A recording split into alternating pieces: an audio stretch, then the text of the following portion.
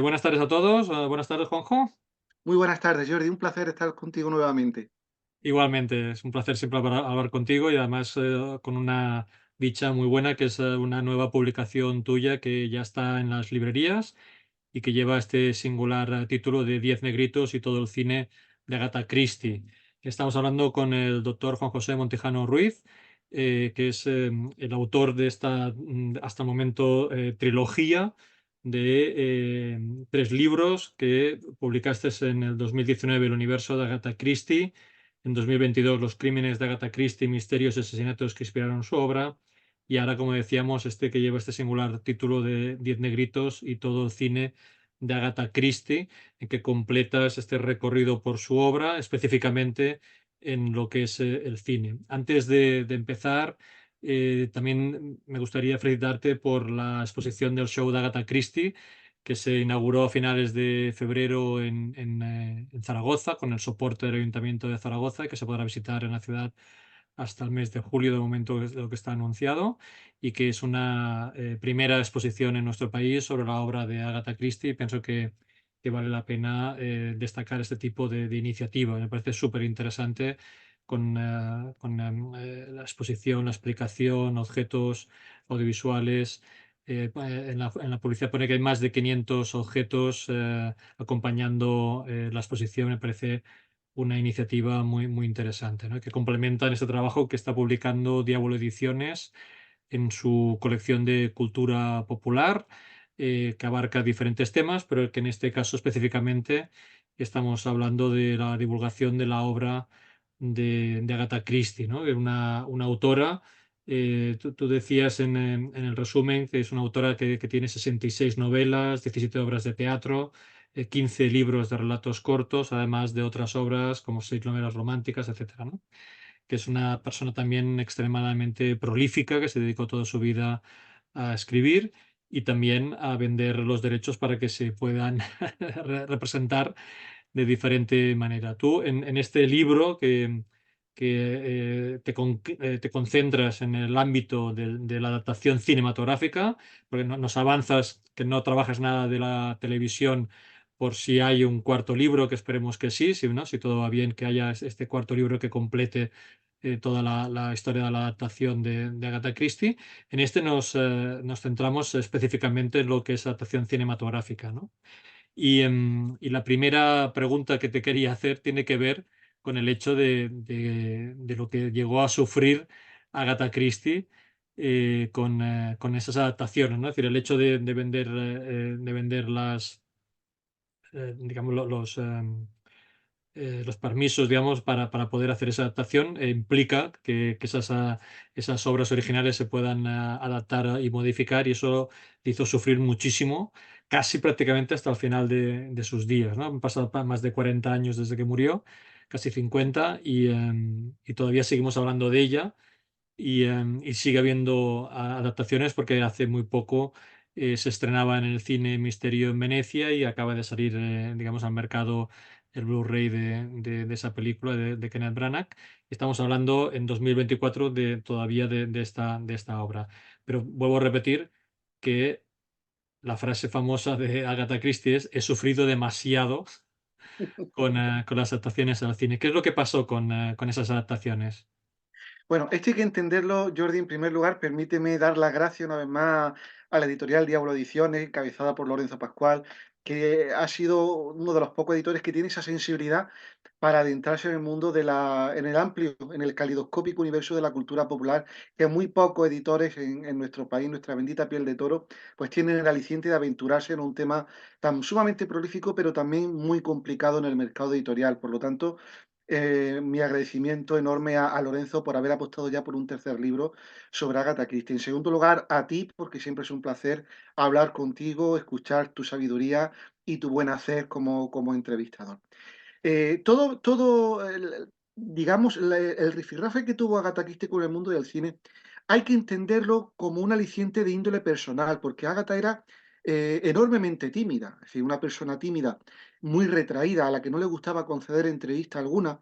El hecho de que la convencieran sus familiares, sobre todo, y una buena cantidad monetaria, económica, para hacer una primera versión cinematográfica como fue The Passing of Mr. Queen, basada en un conjunto de relatos titulado Mr. Queen y el enigmático Mr. Queen y otras historias, obedecía única y exclusivamente a un factor de índole monetario, económico. Ella siempre se rehusó totalmente a adaptar cualquier tipo de obra literaria, porque el cine no lo veía como un instrumento de evasión. Hay que reconocer que esta señora procedía de una familia acomodada, de clase media alta, algo más que burguesa, ¿no? En una sociedad decimonónica victoriana, donde el único o el gran medio de entretenimiento era el teatro. Ella le encantaba realizar las versiones de sus propias obras, aunque luego otros autores serían quien las versionara, ella, el gran medio de esparcimiento, de evasión, donde se podía producir esa catarsis que entre la obra y el espectador o el lector se necesitaba, era el teatro.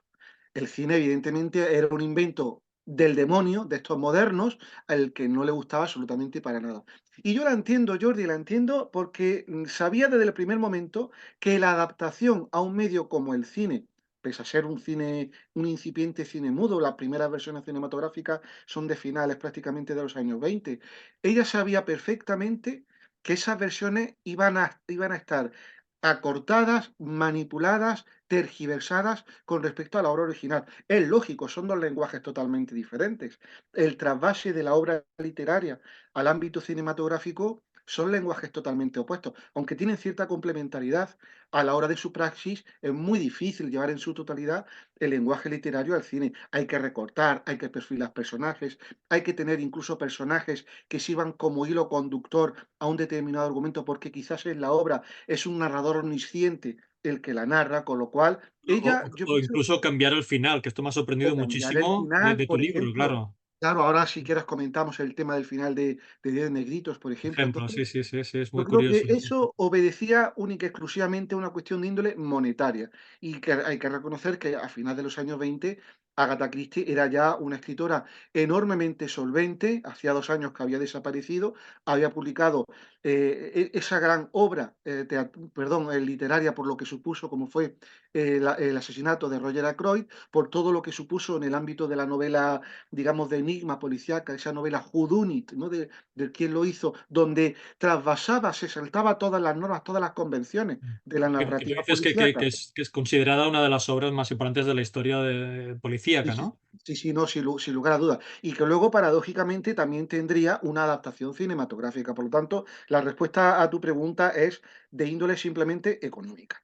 Simple y Claro. llanamente, nada Sí, más. sí, bueno, estamos hablando de que las primeras adaptaciones es cine mudo, que yo no conocía estas adaptaciones, de final, bueno, de hecho están desaparecidas, quedan fotogramas y críticas, digamos, de la película, pero sí que es verdad que ella casi ¿no? Debe tener alrededor de 40 años, de hecho no es su afición, incluso comentas en algunos casos que hay alguna película que podía ser anterior a una novela suya y que pudiera tener alguna similitud. Y tú pones en duda, de hecho su entorno ponía en duda de que ella lo hubiera visto porque no le gustaba ir al cine, ¿no? Claro, evidentemente es el caso concretamente de Diez Negritos. Diez Negritos, la primera versión fílmica es del año 45, es una extraordinaria versión de René Clair en blanco y negro, evidentemente, que adapta de forma muy fidedigna lo que ahora se ha dado a llamar como "y no quedó ninguno". Por eso de no estar bien visto denominar a una obra bueno, con una determinada raza, ¿no? Pero Sí. fuera de esas disquisiciones de lo políticamente correcto, es muy improbable que Agatha Christie viese una versión primigenia titulada The Night West, es decir, El noveno invitado, una película norteamericana en blanco y negro que yo he tenido la oportunidad de rescatar y de ver, en donde precisamente un anfitrión invisible pues invita a 9 personas de muy diversa índole y escala social a su rascacielos de Nueva York y les hace pagar por determinados problemas que ha tenido con él.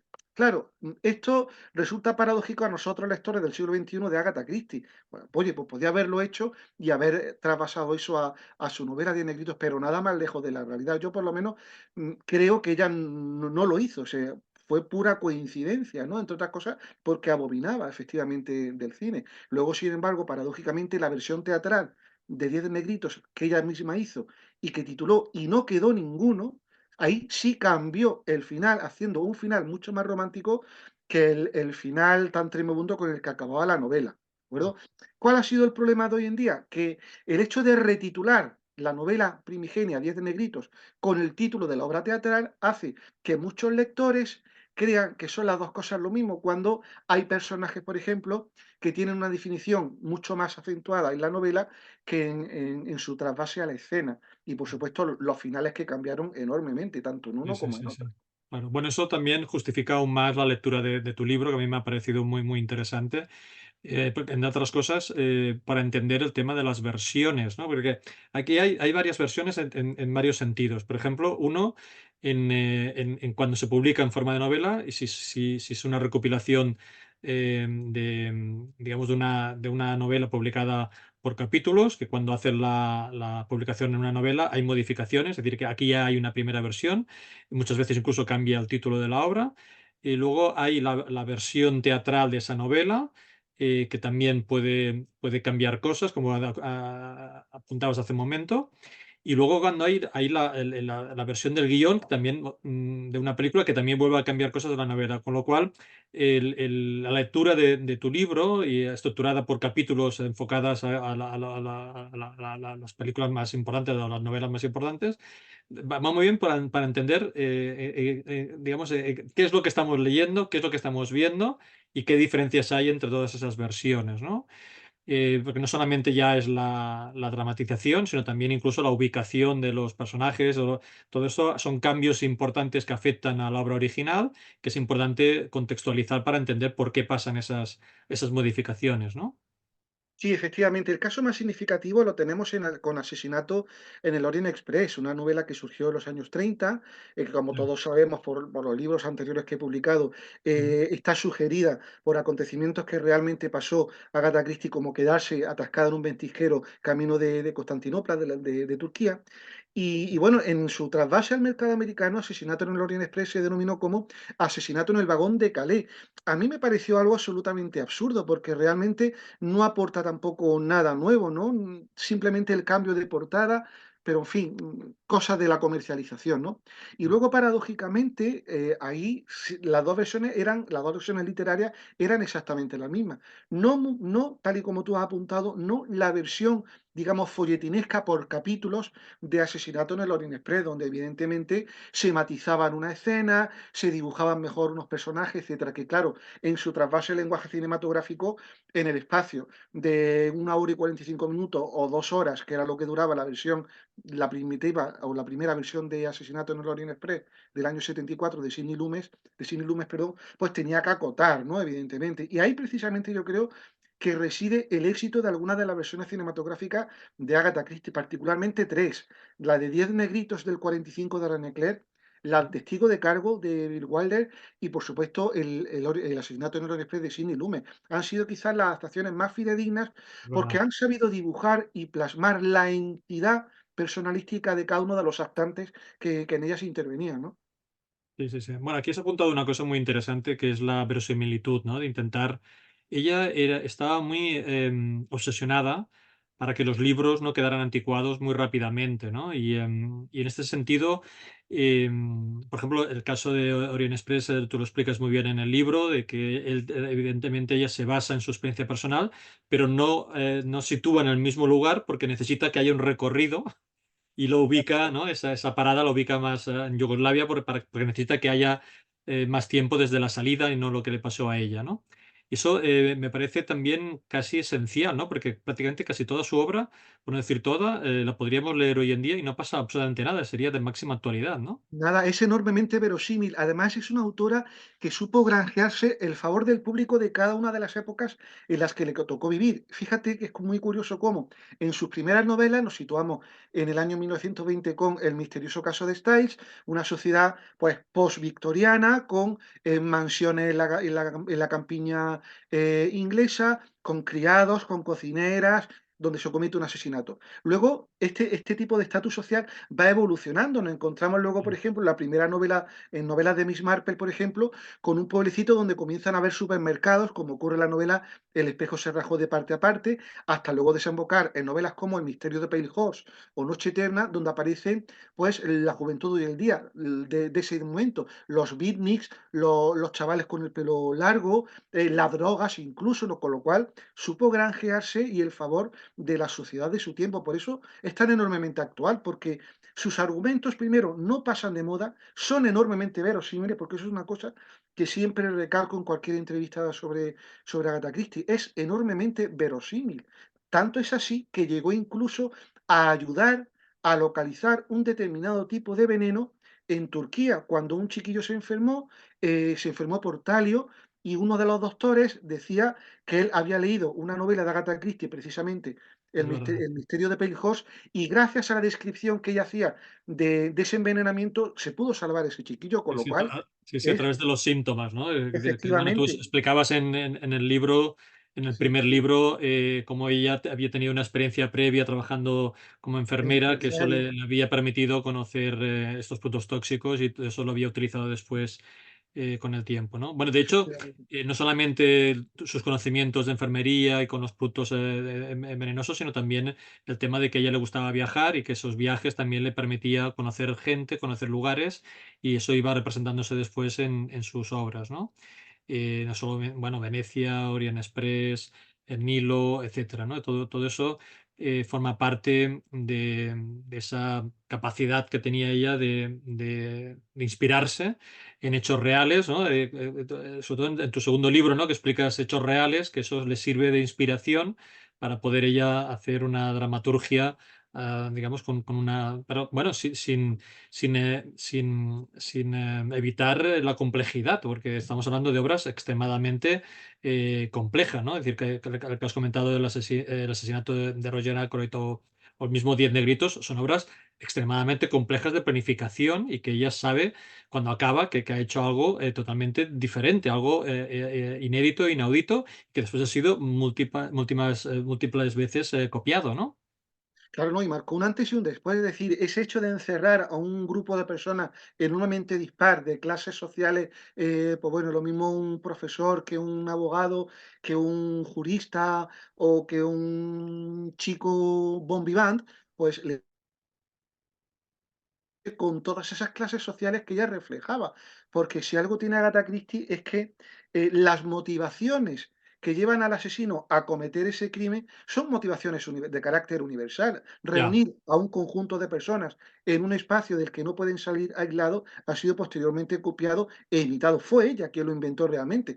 Aunque tenía sus antecedentes con Gastón Leroux en el misterio del cuarto amarillo, con esa habitación cerrada, pero ella da una nueva vuelta de tuerca a ese misterio de la habitación cerrada y lleva a cota insospechada el whodunit, el quién lo hizo, ¿no? En cuántas series de televisión, en cuántas películas no ha sido copiado, ¿no? Ese modelo, con lo cual marcó un antes y un después siempre. Y bueno, tú comentabas que el Diez Negritos destacabas la versión del 45, hubo una versión anterior en el 39 y tú haces bueno, un repaso a todas estas adaptaciones que ha habido. Incluso llegas a apuntar que te gustaría que hubiera una nueva versión, que a lo mejor incorporando a Poirot, ¿no? Y eso me ha hecho reflexionar sobre la posibilidad de que los descendientes permitan hacer modificaciones importantes de la trama. ¿Tú crees que eso es posible? Porque al final Kenneth Bueno, Branagh está fíjate, haciendo las adaptaciones porque le deja al bisnieto, que es el que claro, ahora está tomando las decisiones. claro. Fíjate si es posible que han hecho Misterio en Venecia. O sea, es Sí. un Misterio en Venecia, tiene un hilo conductor que es una fiesta de Halloween donde fallece una niña y en Las Manzanas, que es la obra primigenia en que se basa esta obra cinematográfica, pues se han inventado, han puesto por medio una historia de fantasmagoría, Sí, muy en el estilo del terror gótico de la Hammer, etcétera, sí, sí, sí, que sí. queda muy bien paradójicamente. Los que hemos leído el libro primigenio, Las Manzanas, pues somos conocedores de ese cambio, ¿no? Pero no desentona para nada. Entonces, ¿por qué quizás no un Diez Negritos con un Poirot? Nunca se sabe. A mí particularmente, como es mi obra favorita, me encantaría verlo, la verdad. Yo no sé si preguntarte, ¿tú crees que yo cuando fui a ver Misterio en Venecia, sí, Misterio en Venecia, me dio la sensación de que era una producción producto de la pandemia. No lo sé, es decir, digamos, yo me imagino que se Bueno, acabaría, pensando en 2020, 2021, pensaba, sí, bueno, en realidad fue ten en cuenta que la película de pandemia fue Muerte en el Nilo. sí, Muerte en el Nilo iba a llegar justamente en el año 21 y se sí, tuvo que traspasar al 22 y luego al final se estrenó muy tardíamente. sí, Misterio en Venecia, ¿no? Misterio en Venecia estaba planificada con antelación y se estrenó en el mes de septiembre de 2023, es decir, hubo unos 12, 13 meses aproximadamente para que viéramos la versión cinematográfica. No fue una película de pandemia. Pero sin embargo es un producto que, digamos, monetariamente muy eficaz. Es decir, ya, la Agatha Christie Limited, no olvidemos que es una empresa familiar, una empresa privada, que tiene que seguir sacando rédito bueno, a un bagaje literario que ha sido, bueno, leído por miles de millones de personas en todo el mundo y que para estar de actualidad, pues bueno, se hacen miniseries constantemente, incluso versiones de dibujos animados en Japón.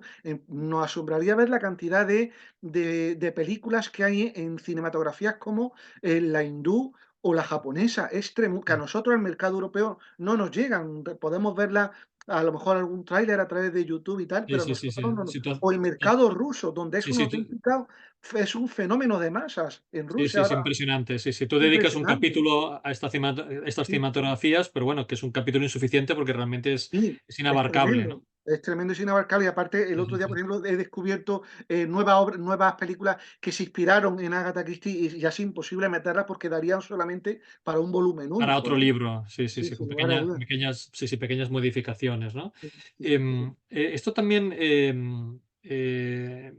la lectura de tu libro está pensada por novelas, ¿no? Por novelas, pero, digamos, con una versión general y luego los que hemos vivido, digamos, los años 70, 80, también es verdad que las películas parece que vayan por oleadas, ¿no? Es decir, que hay un momento en que hay una producción que tiene éxito y entonces eso, ¡boom!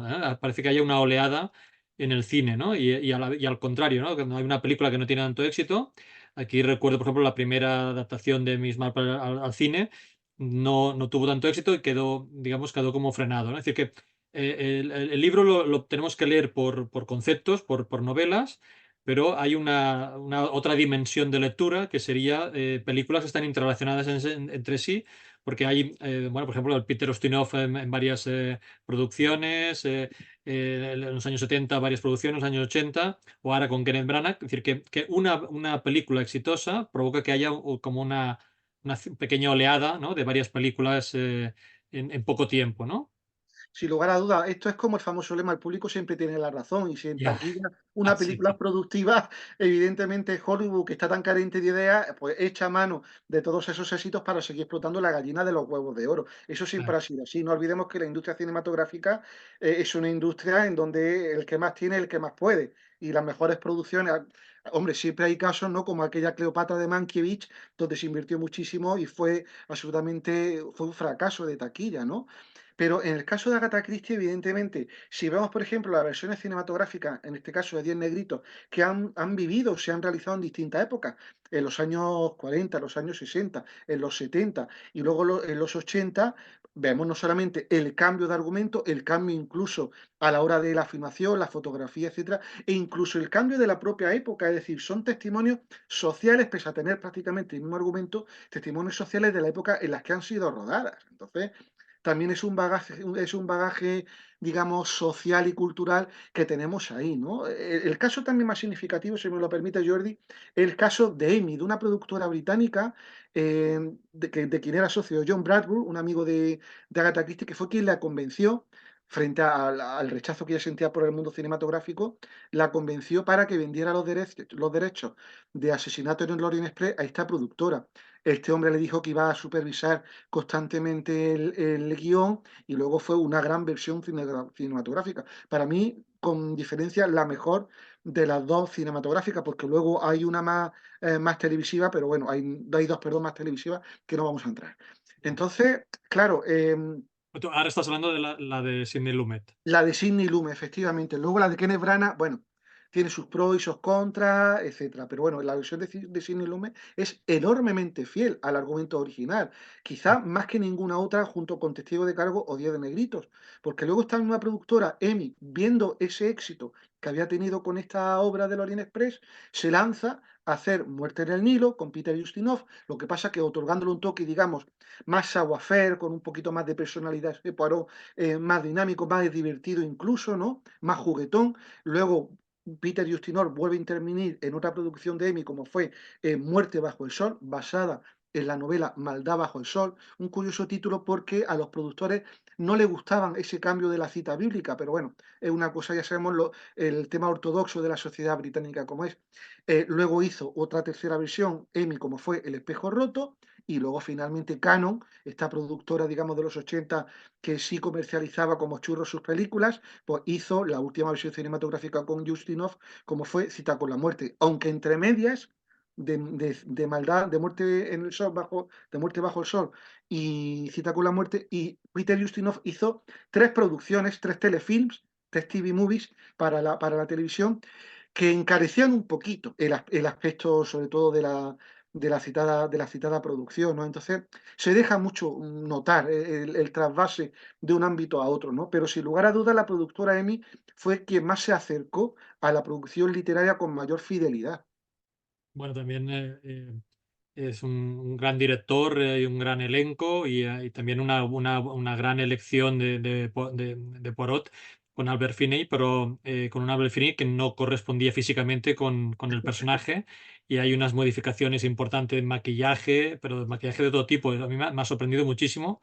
Decías que le tenían que pintar casi cada día con el pelo, ¿no? de negro porque él es pelirrojo, ¿no? Y tenía que actuar en el teatro y no quería teñirse, ¿no? Sí, Y sí, realmente efectivamente. era impresionante todo lo que explicas, que claro, tuvo que con prótesis pues parecer más grande, más gordo, más robusto y es, bueno, es un trabajo absolutamente fantástico el de Albert Finney. Pero tú, yo sobre todo más recordando los anteriores libros que explicabas con más detalle la caracterización de la personalidad de Hércules Poirot. Claro, aquí también haces más de crítico de cine, ¿no? Cuando hay Sí, un Poirot que se asemeja más al literario o no, ¿no? Y digamos, va viendo diferentes actores y diferentes sensibilidades y, bueno, yo creo que la película, quizás la que dices tú, es la mejor, ¿no? Que es Asesinato en Orient Express, que es la última película que vio ella en vida y que de hecho el estreno supuso la última salida en público, que ya estaba muy enferma, iba en silla de ruedas y esa imagen casi de despedida, ¿no? Pero luego hubo otras adaptaciones que yo creo que tenían un porrón mejor, ¿no? Eh, a mí particularmente, no voy a ser objetivo, me lo vas a permitir, pero yo creo, a mí, por ejemplo, el Poirot de Kenneth Branagh no me convence.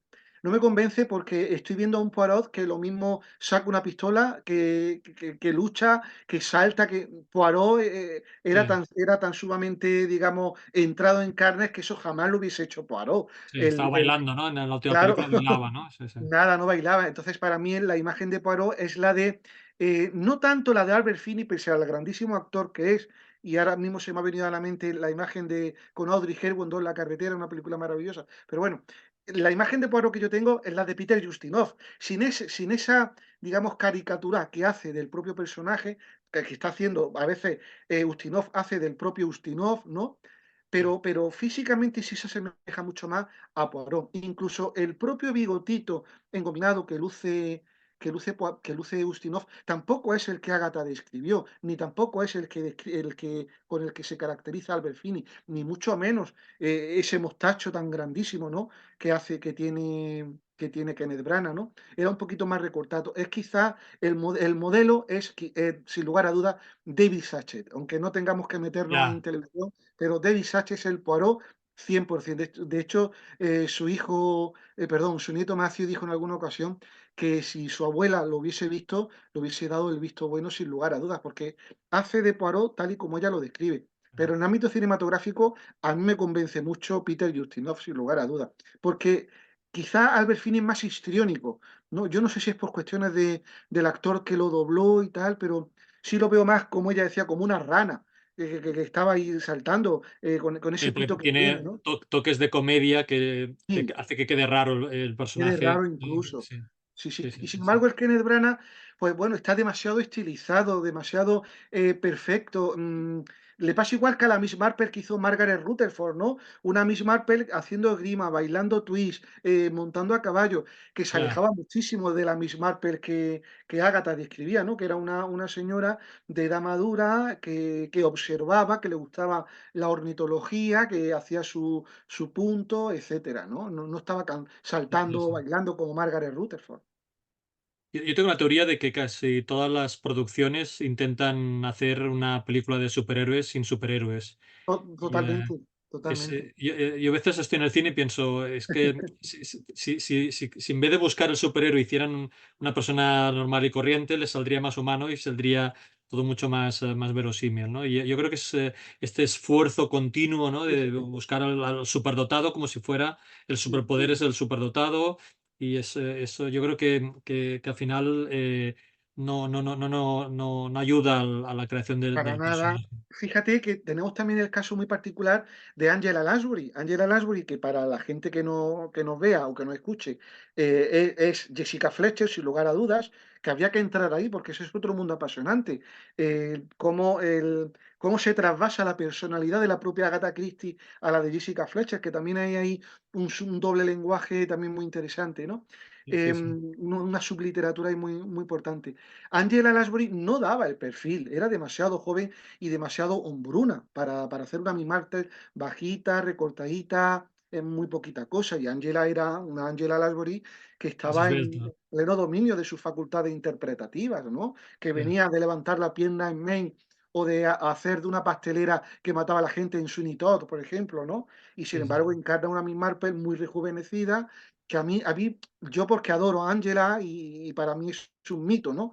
Pero no convence. Y ese fue uno de los motivos, pese a haber firmado cuatro películas para hacer Miss Marple, por la que no hizo más, porque no convencía. No porque lo hiciera mal, ojo, que lo hace maravillosamente como todo lo que hacía Angela, sino porque no eres el prototipo de Miss Marple. Igual que no era el prototipo de Miss Marple Margaret Rutherford, una actriz que hay que reivindicar constantemente por la comicidad que tenía y por la gran artista que era. Pero no era Miss Marple. No No era Miss encajaba. Marple. No Sí, daba sí, el sí. tipo. A pesar de que era muy amiga De de Agatha Agatha, sí, sí. Christie. Sí, sí. Lo explicas muy bien. Yo creo que la forma en que explicas el libro es muy divulgativo porque contextualizas las decisiones en el momento, por qué se toman esas decisiones y al final son decisiones que el tiempo demuestran que eran equivocadas, pero que bueno, que al final es la forma en que lo explicas hace que se justifiquen, ¿no? Bueno, porque son Claro, actrices de éxito, haces una apuesta de una producción importante y buscas esa actriz de referencia y al final cruje, digamos, con respecto a la adaptación inicial, ¿no? claro, sí.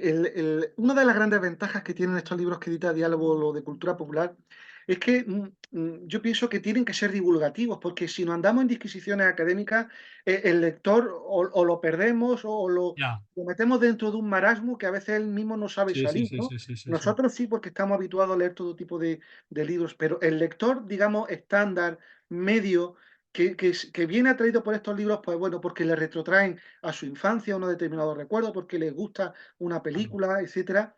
eh, Tenemos que llegarlo de una forma simple, natural, justificando evidentemente cualquier afirmación, ¿no? Que hagamos, pero siempre dentro de los límites que nos impone, digamos, la cortesía literaria del receptor a quien va dirigido, ¿no? Que no son profesores universitarios, académicos, sino que es el español medio, ¿no? El que consumía precisamente las novelas de Agatha Christie, Totalmente, eso es verdad. simplemente por puro entretenimiento, nada Sí, más. sí, sí, sí, sí, además llega a un público popular, ¿no? En Claro. ese sentido, claro, nosotros venimos de lo que dices tú, del mundo académico, y hay que reconocer que Agatha Christie también hizo ese esfuerzo, es decir, que ella también era una persona que investigaba y luego hacía ese esfuerzo de traducción para tener un discurso divulgador y un discurso más claro y entenedor, ¿no? Y a mí me ha gustado mucho, por ejemplo, el capítulo de Testigo de Cargo. Me ha apasionado cómo lo has escrito, porque ella decía, no, no, es que yo no sé de juicios, yo no sé. Y al final ella acaba haciendo un trabajo de investigación, de análisis de cómo funciona el mundo del derecho y sobre todo del juicio, como esa representación teatral que es un juicio y cómo simplifica pues un juicio que podía durar varios días a una obra de teatro que dura 1 hora y media, ¿no? Y lo hace de forma exitosa, ¿no? Sí, sí, sin lugar a dudas. Es una de las grandísimas obras y productos salidos de la factoría de Agatha Christie. Ten en cuenta que ella venía de un mundo burgués, donde, bueno, el tema de la jurisprudencia pues estaba un poco apartado, ¿no? Porque todo se ocupaba de eso su padre, que falleció. Entonces, al morir el padre, su madre y ella, junto con su hermana Max, era la que tenían que resolver todos los asuntos de la casa, porque su hermano Monty se dedicaba a tocarle las nalgas a la cocinera. Entonces, claro, en ese aspecto ella tenía que saber llevar su casa. Luego, posteriormente, con la ayuda de su primer marido, Archibald, y luego con Max, el arqueólogo, pues evidentemente invertían muchísimo en fincas, con lo cual tenían que pagar impuestos, etcétera. Ella tuvo que ayudar en ese aspecto porque su marido pasaba la mitad del año en Irak o en Bagdad, ¿no? En las excavaciones y yacimientos arqueológicos, con lo cual se tuvo que imbuir muchísimo del tema, digamos, burocrático, legal, que bueno, cualquier habitante pues tenemos en nuestra vida diaria. Y particularmente para escribir testigos de cargo, sin lugar a dudas, toda esa labor de investigación está plasmada ahí. Igual que está plasmada su labor, digamos, como arqueóloga también, porque Ya. la arqueología también fue una fuente importantísima de muchas de las novelas que escribió. Muerte en el Nilo, Asesinato en Mesopotamia, Cita con la muerte, etcétera, ¿no? Recuerdo ahora mismo un título, por ejemplo, que era La venganza de Nofret, que está ambientada en el antiguo Egipto, donde ahora se va a hacer, precisamente se está rodando una miniserie para BBC, donde tuvo que investigar muchísimo sobre Imhotep, entonces, sobre la dinastía cuarta de los faraones, con lo cual ahí hay un proceso de investigación que no son esas novelitas de 25 pesetas que tan alegremente comprábamos, leído, no, nada, me leí una de Agatha Christie, para pasar el rato, voy a leer una de Agatha Christie en el autobús, lee una de Agatha Christie con un sentido, un trasfondo que hay detrás. Porque si bien Agatha Christie, su estilo literario, no abunda precisamente de las descripciones, abunda más en los diálogos, cuando hace una descripción, hace una descripción. Además, con todo lo que ello conlleva, ¿de acuerdo? Entonces, con una estructura, con una organización, etcétera, ¿no? Con lo cual, ella sabía muy bien lo que hacía, sabía muy bien lo que hacía y cómo lo hacía. Es decir, el producto final que nosotros vemos, que es esa novela que te lees en un par de días, tiene un ingente trabajo de investigación y de preparación, como tú muy bien has apuntado antes. Porque preparar esos asesinatos, ella empezaba siempre por el final, cómo iba a matar a la víctima y a partir de ahí hacía la reconstrucción hasta llegar al principio, ¿no? Ella hacía de propio narrador omnisciente para ver cómo iba a desembocar en el principio, tras ese Totalmente, asesinato. sí, sí, sí. Es como, sí, sí, como si fuera ella su primera lectora, ¿no? Efectivamente, Está muy efectivamente. bien. Sí, Sí, sí, sí, sí, sí. así Bueno, es. hay que decir que esta vida académica o o escritora o de investigación son vidas, digamos, diríamos aburridas, ¿no? Si alguien nos siguiera, ¿no? Diríamos que son vidas muy, muy aburridas, ¿no? Entonces, claro, la vida de Agatha Christie llevada al cine sería muy aburrida y por lo tanto cuando hacen la película de su vida tienen que ir a rebuscar, ¿no? Y bueno, la película Agatha, ¿no? que se produce justo después de su muerte, que se estrena a finales de los 70, es una película, yo creo que fallida, ¿no? Que es una película que tiene una componente, o sea, se llama Agatha con esta intención de ser su biografía, pero que tiene una componente de ficción, de fantasía, de invención demasiado grande, ¿no? Sí, efectivamente. Ten en cuenta que ese biopic fílmico, ese primer biopic fílmico, porque luego hubo otros, pero más Sí, televisivos, estaba basado en una novela de reciente aparición, se llamaba El misterio de Agatha Christie, de Catherine Tynan. sí. Catherine Tynan era la mujer de un dramaturgo que escribió una obra de teatro titulado ¿Quién mató a Agatha Christie? Bueno, sería muy complicado meternos en este terreno porque es un poco andar en aguas pantanosas. Pero Pero esa obra de teatro. esto lo Sí, explicas en tus libros. está explicado en los libros. Sí, Pero esa versión fue producida porque se creía que el espíritu de Agatha Christie se encontraba en el hotel Pera Palace. Entonces, una vidente norteamericana acudió al hotel, atraída, bueno, por toda esta rimbombante retaíla de dimes y diretes en torno al misterio de Agatha Christie, y luego, bueno, se hizo una película basándose en el misterio de, de los 11 días que desapareció en diciembre de 1926, con una resolución que a mí me parece enormemente fallida y desastrosa. Querer autoinmolarse en nombre del amante de su marido, a mí me pareció que podía haber tenido un final mucho más digno, sobre todo tratándose de dos grandes actores reconocidos como Vanessa Redgrave o Dustin Hoffman, ¿no? Claro. Entonces, en ese aspecto, a mí, yo la película la disfruto, la veo, le saco su encanto, pero me resulta fallida y lo entiendo, que entiendo que la familia, especialmente Rosalind, su hija, pusiera toda clase de traba a la hora de que se exhibiese en salas cinematográficas, como así fue, Que porque se fue muy llamaba tardía. Agatha, la película se llamaba Agatha y es, Agatha. claro, una persona que ve la película parece que Agatha Christie intentaba asesinar al amante de su marido, ¿no? Claro, sin lugar a dudas, cuando nada más lejos de la realidad. De hecho, es que no sabemos con certeza lo que pasó en esos 11 días, porque ella misma jamás habló de ello, y su familia mucho menos, ¿no? Lo que se hablan son especulaciones, tesis, Claro. dimes y diretes, ¿no? Pero no se sabe al 100% lo que ocurrió, ¿no?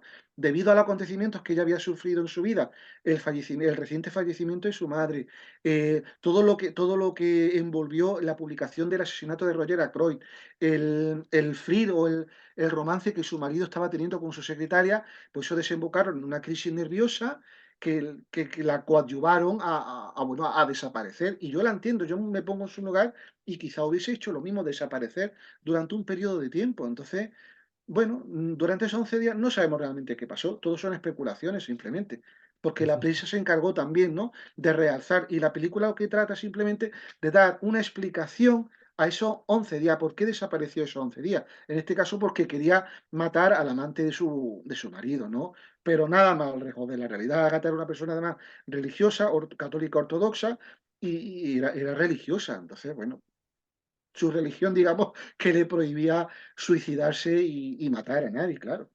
claro, claro. Bueno, en cualquier caso, la explicación más plausible era de que se había dado un Claro, golpe en la cabeza con el accidente, que había perdido la memoria en un momento de mucha sí, tensión y tal. Pero bueno, la cuestión es que la película se llamaba Agatha y es una pena porque estaba, lo que dices, la Vanessa Redgrave interpretando a está Agatha muy bien. Christie y Dustin Hoffman como protagonista también, como periodista americano, ¿no? Y de que es una película que, que daba muy, bueno, no sé, daba mucha pena digamos, en el contexto de todo lo que es su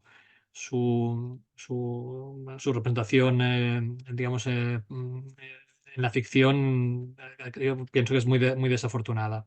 Sí, Bueno, en cualquier caso, eh, tenemos esta película también incorporada en tu libro, que haces un recorrido por todas estas películas em, que han llevado al cine obras de Agatha Christie. Decías que dejas a un lado la parte de televisión, pero sí que es importante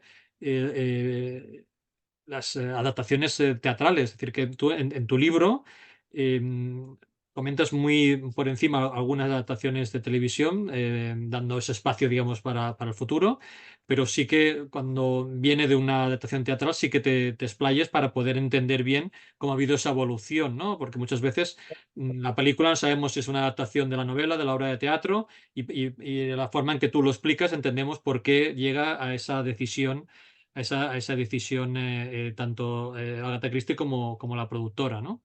claro, digamos que hay 4 fases, o 4 versiones, como tú muy bien apuntabas antes. Digamos, la versión folletinesca, la publicada en serie, en capítulos distintos en la prensa, la versión comercializada ya como libro conjunto, con distintos retoques o adaptaciones, en función, evidentemente, de la comercialización, si era en Europa o era en el mercado norteamericano, la versión teatral de esa novela y luego, posteriormente, o bien la versión fílmica de esa obra de teatro o la versión fílmica de esa novela. Es decir, La hay que novela, distinguir, ¿no? Porque en el caso claro, de Diez Negritos, por ejemplo, en la primera adaptación de René Clair, lo que se hace es adaptar la novela, no la obra de teatro, pero lo claro, que luego posteriormente se adapta es el final de la obra de teatro. Es decir, en la primera versión de Diez Negritos del año 45 de René Clair, se adapta la novela, pero se adapta el final de la obra de teatro. ¿De acuerdo? Con lo cual hay una marabunta que a veces al lector se le puede perder. No así la versión de los años 70, la versión europea de Diez Negritos, donde sí se adapta de forma muy fidedigna también lo que es la novela, ¿no? Con Asesinato en el Orient Express no ha habido problema, porque básicamente todas con mayor o menor fortuna son adaptaciones de la narración un primigenia, ¿no? Y con Testigos de Cargo, por ejemplo, tres cuartas de lo mismo.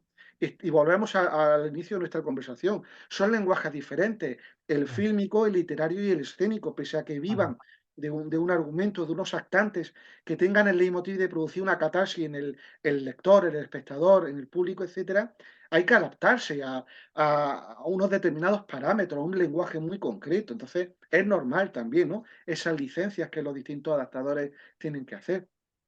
Claro que sí. Bueno, pues, de nuevo felicitarte por tu trabajo, por tu capacidad de explicar y de investigar y de darnos esta explicación divulgativa, en este caso, de la adaptación al cine de la obra de Agatha Christie. ¿Tú tienes alguna cosa que no hayamos comentado a lo largo de la charla? ¿Alguna cosa que quieras comentar?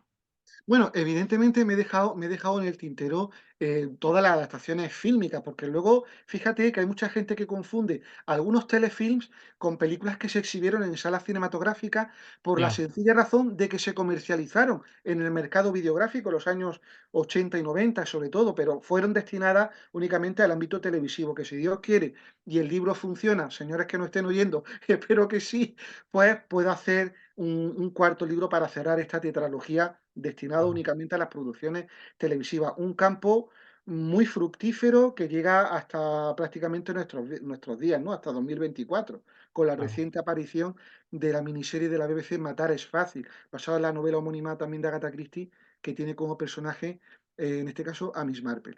En el libro, bueno, podía quizás haber ahondado en algunas cuestiones de índole más sociocultural también, pero era extender demasiado y los límites en los que me movía por temas, evidentemente, de directrices editoriales, tenían que ser unos muy concretos. Entonces he intentado englobarlo todo, especialmente en el ámbito de las distintas filmografías, ¿no? La hindú, la japonesa, la rusa, se me han quedado muchísimas, la francesa, la italiana. He puesto las más reseñables, las más significativas. Podía dedicar un libro entero solamente a esas cinematografías, ¿no? Pero creo que ha Sí, sido sí, sí. que es un libro único, un libro en donde el espectador y el lector va a disfrutar, puede utilizarse como guía, cualquier persona de cualquier edad puede leerlo sin ningún tipo de problema. Es visualmente muy atractivo por la calidad de la fotografía, los Sí, clichés, los programas de mano que aparecen, es verdad. los esquejes métricos, perdón, los esquejes cinematográficos que se escogen. Y creo que puede gustar a todos, no solamente al aficionado a Agatha Christie, sino también a cualquier fan del cine en todas sus facetas.